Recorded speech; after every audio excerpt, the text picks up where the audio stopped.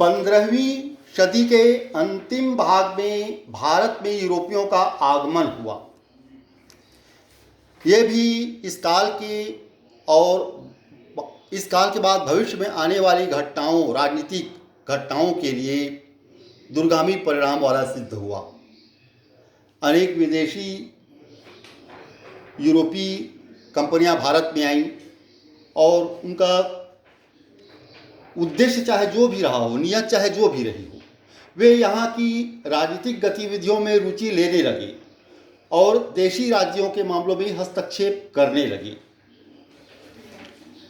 इस प्रकार देश में पर्याप्त आर्थिक समृद्धता तो थी, जिसे इन विदेशी कंपनियों ने दोहन किया, व्यापार किए अपने देश के हित में, अपने व्यापार के हित में, और साथ ही इस देश में जो राजनीतिक रिक्तता की स्थिति उत्पन्न हो गई थी, उसको देखते हुए उन्होंने इस देश में राजनीतिक हस्तक्षेप भी करने लगी।